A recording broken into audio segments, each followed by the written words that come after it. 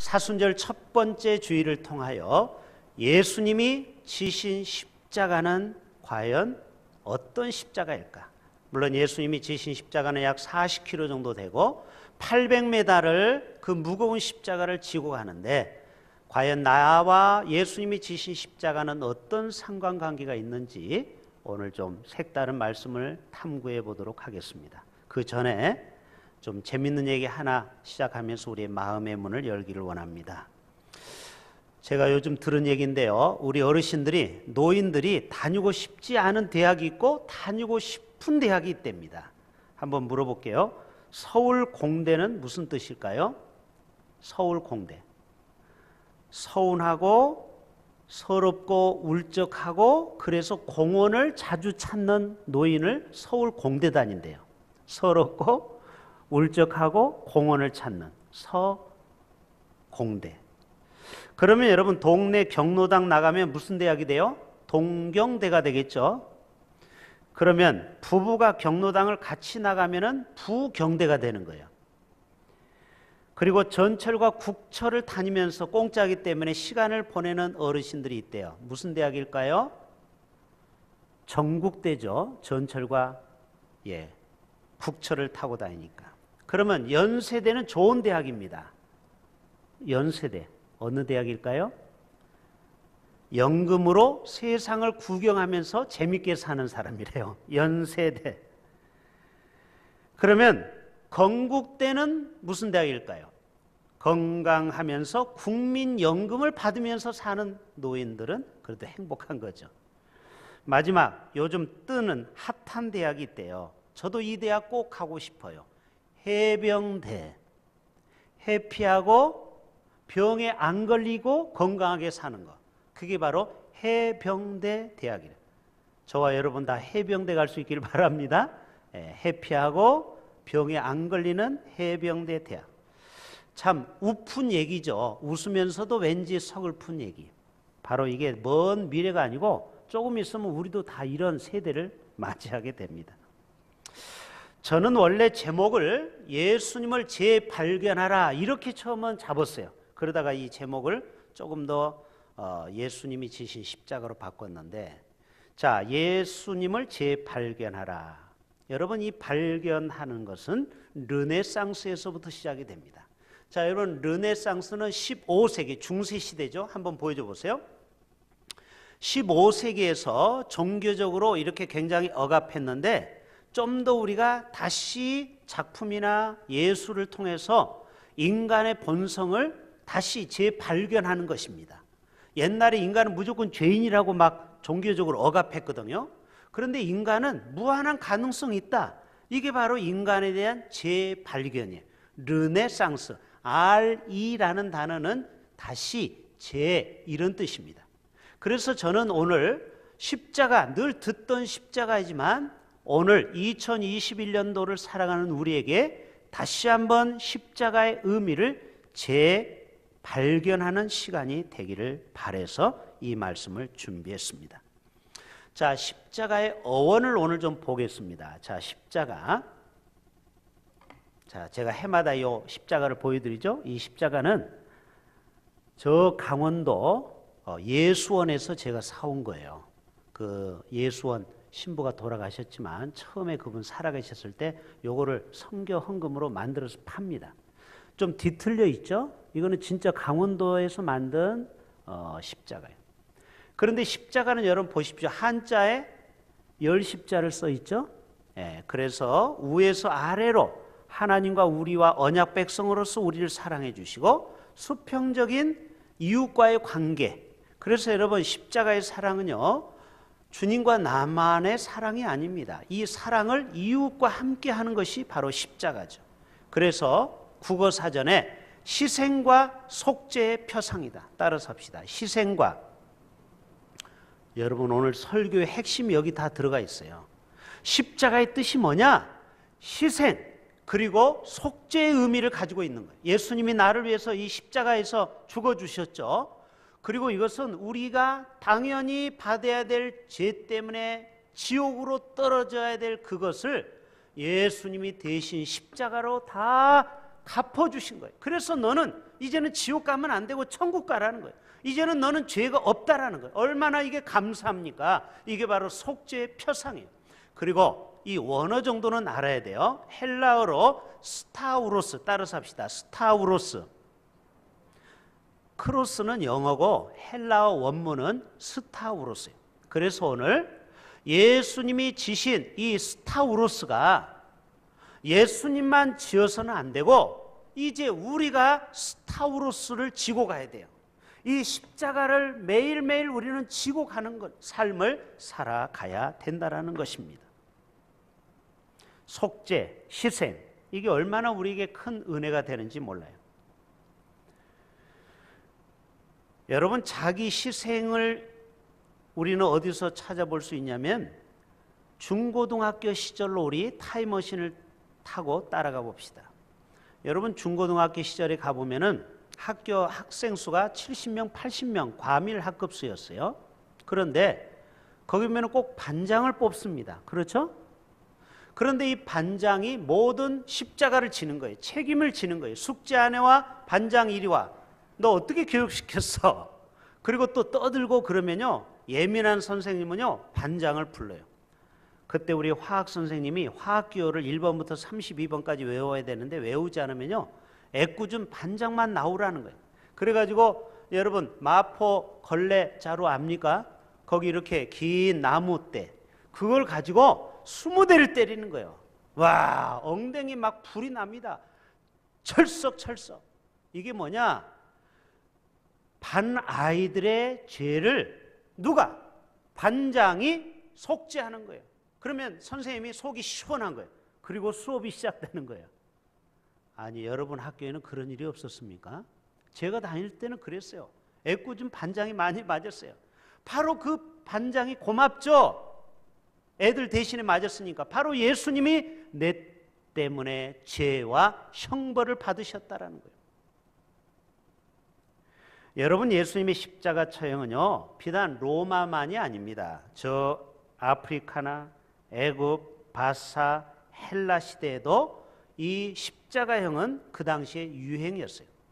여러분, 지금은 십자가형이 거의 없어졌죠. 미국도 지금은 독극물을 집어넣어서 사람을 죽이죠. 미국은 지금도. 또 전기의자에 사람을 전기를 통해서 죽이기도 하고, 우리나라는 교수형이라고 이 목에다가 밧줄을 걸어서 죽입니다. 근데 그 당시에는 총도 없었고 독극물도 없어요. 주사가 없어요. 그러니까 뭐예요? 전부 다 이 십자가에다 극악한 사람, 특별히 쿠데타를 일으켰거나 반역 무도한 사람, 아주 흉악한 죄인만 여기에다가 딱 묶어놓고 양손에 이런 굵은 못을 박는 거죠.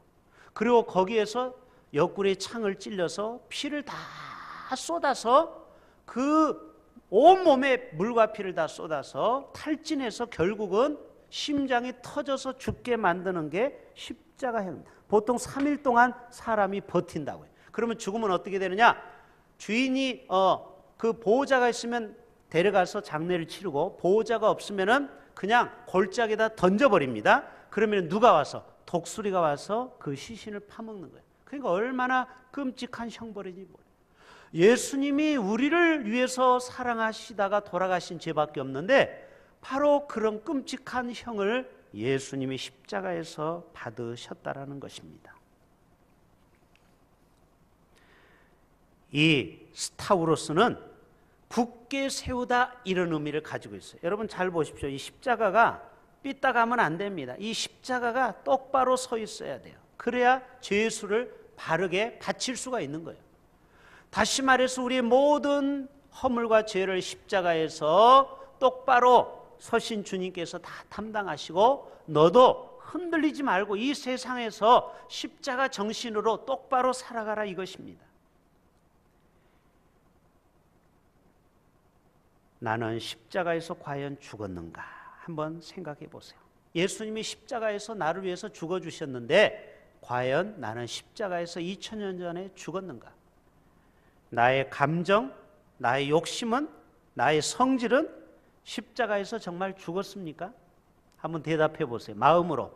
정말 여러분이 여러분에게 누가 계속 성질을 돋구면 성질이 안 납니까? 그리고 욕심이 없습니까? 이게 아직까지 내가 죽지 않았다라는 증거입니다. 그래서 갈라디아서 2장 20절에 바울은 이렇게 고백하고 있어요.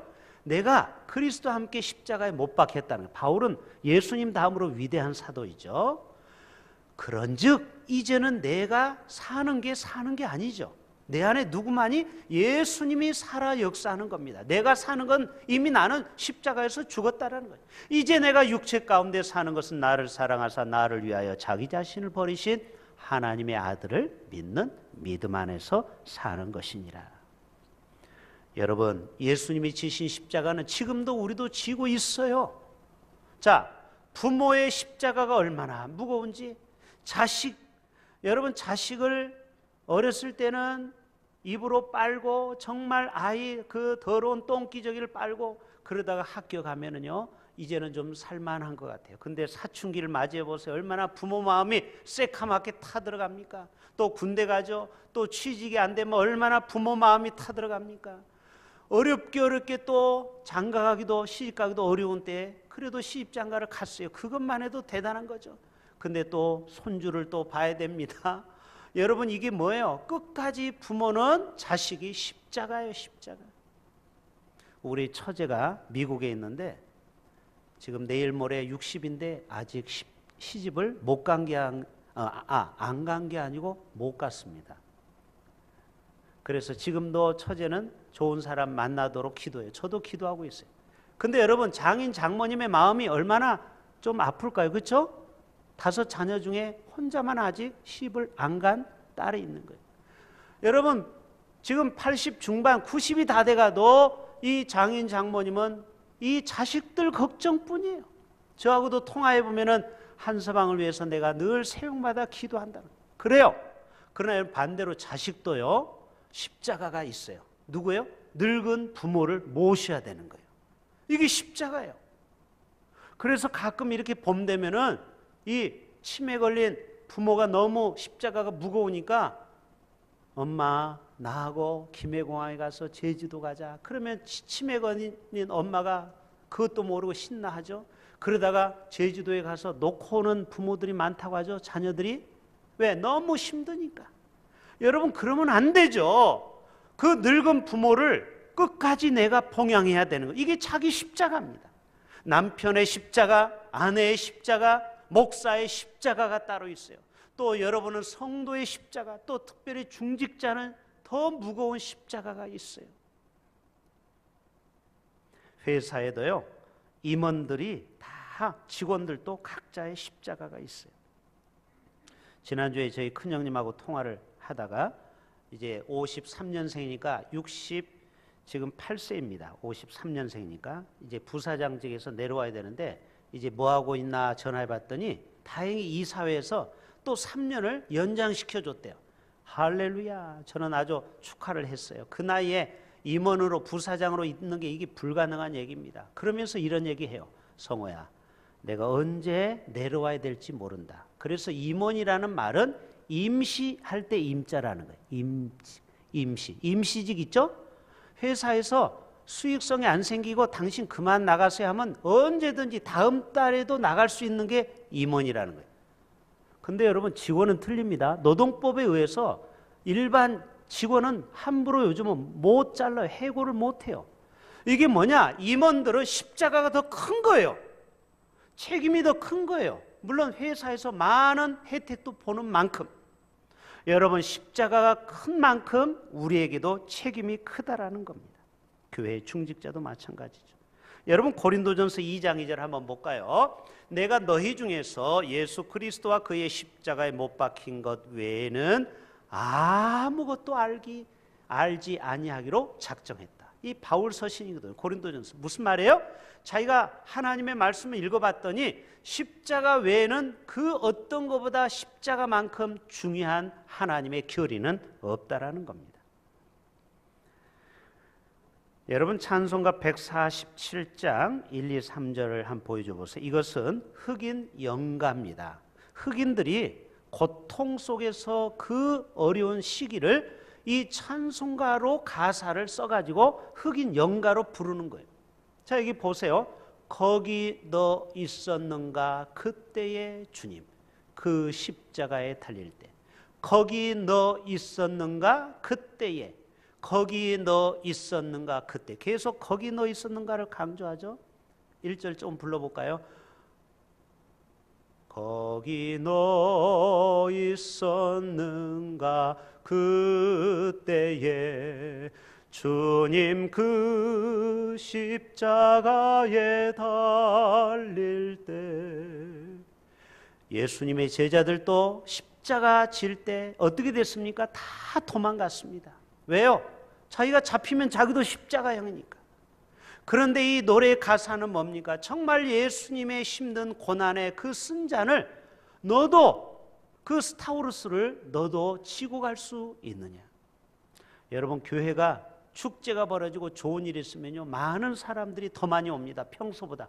그러나 교회가 어려움이 있고 건축을 하고 시험 드는 일이 있어 보세요. 사람들이 교회를 떠납니다. 왜 그래요? 십자가 지기 싫어하는 거예요. 이게 인간의 심정이 그래요. 우리가 십자가를 지는 거는 좋을 때만 지는 게 아니에요. 어렵고 힘들 때도 대흥교회를 끝까지 지키는 여러분이 진정한 십자가를 지는 용사가 되는 것입니다. 코로나 상황에서도 내가 예배의 자리를 끝까지 지키는 삶, 이게 바로 십자가를 지는 성도의 삶인 것입니다. 미국의 흑백 관계로 갈등이 있을 때 있었던 실제 이야기입니다. 이 백인과 흑인이 서로 언쟁이 붙었어요. 지금도 그렇지만 이 백인 사회에서는 흑인을 아주 열등하게 보고, 그리고 아주 정말 노예처럼 취급하죠. 그러다가 이 흑인이 벌컥 화를 내니까 이 백인이 자기가 가지고 있었던 칼을 가지고 막 위협하다가 화가 나니까 휙 저쪽 반대 창문 쪽에 있는 흑인을 향해서 던졌어요. 그때 그 옆에, 흑인 옆에 앉아 있었던 백인 목사님이 너무 순식간에 이뤄진 일이라서 자기도 모르게 이 사람을 이렇게 감싸 안다가 그만 손에 칼이 박히고 말았어요. 피가 낭자하게 흐르죠. 사람들이 놀래가지고 소리 지르죠. 그래서 그 서로 다투는 분쟁은 끝나게 된 거예요. 그 대신에 이 애꿎은 백인 목사님의 피가 흘려서 이 흑인과 함께 병원에 가서 치료를 받고 집에 돌아가는데, 이 흑인이 이렇게 얘기하는 거예요. 저는 생명을 당신 때문에 살았으니까 허드레 일 같은 거 있으면 제가 하겠습니다 하고 일평생 이 백인 목사님을 따라서 섬기는 겁니다. 그런데 여러분, 사람 마음이 간사한지라 얼마 있다가 자기도 모르게 불평이 나와요. 그때마다 이 백인 목사님은 뭐를 보여주었을까요? 자기의 손을 탁 보여주는 거예요. 여기 손에 칼자국 맞은 자리를. 그것만 보면은 이 흑인이 불평이 나왔다가도 쏙 들어가는 거예요. 왜? 자기를 살리려고 그 목사님이 목숨을 던져서 자기를 건졌잖아요. 여러분, 바로 우리가 바라보는 이 십자가를 바라볼 때마다 여러분, 무엇을 느껴야 됩니까? 무엇을 생각해야 됩니까? 내가 마땅히 받아야 될 형벌, 마땅히 죄의 대가로 죽어야 될 우리를 예수님이, 죄 없으신 예수님이 형벌을 받으셨구나 하고 여러분, 날마다 예수님 앞에 감사로 나가실 수 있기를 주님의 이름으로 부탁드립니다. 여러분, 우리나라에도 일제시대에 얼마나 많은 주기철, 손양원 목사님들, 많은 분들이 정말 순교자의 삶을 살아간지 몰라요. 근데 여러분, 그분들이 가장 많이 불렀던 찬양이 있어요. 그게 바로 영문 밖의 길이라는 찬양이에요. 한번 보여줘 보세요.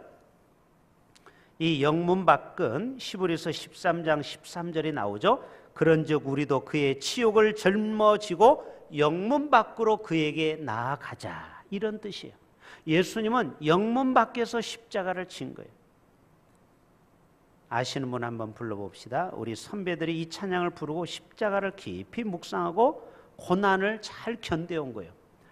서쪽 하늘 붉은 노을 영문 밖에 비치누나 연약하온 두 어깨에 십자가를 생각하니 머리에는 가시관 몸에는 붉은 옷 힘없이 걸어가시 영문 밖에 길이라네.